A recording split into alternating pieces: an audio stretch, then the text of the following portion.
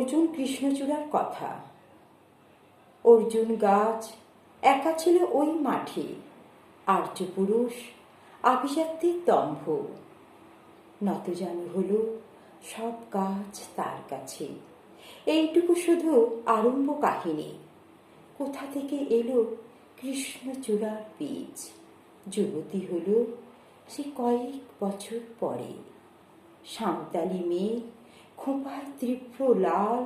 অর্জুন তাকে চাইল আপন করে।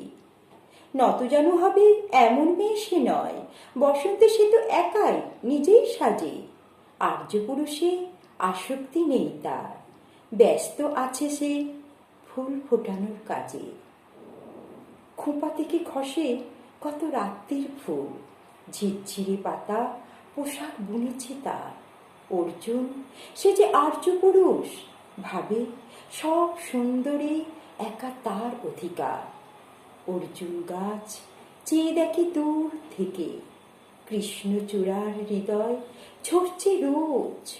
রূপ দেখে তার ধাঁধায় দুখানি চোখ, ভাবে কবে পাবে ওই হৃদয়ের খোঁজ। কাহিনী এবার শেষ করে তাড়াতাড়ি। কৃষ্ণচূড়ার জেদখানি বড় বেশি। অভিমান সেও বিকবে না কারো কাছে, বরঞ্চ হবে বন্ধু বা প্রতিবেশী। যদিও কাহিনী এমন সহজ নয়। অর্জুনে শুধু বাকল ঝরছে, ছড়ে। সাঁওতালি মেয়ে রক্ত ছড়াতে জানে, আর্যপুরুষ হার মানে অন্তরে। পরের জন্মে অর্জুন গাছ হয়ে কৃষ্ণচূড়াকে বন্ধুর মতো দেখো।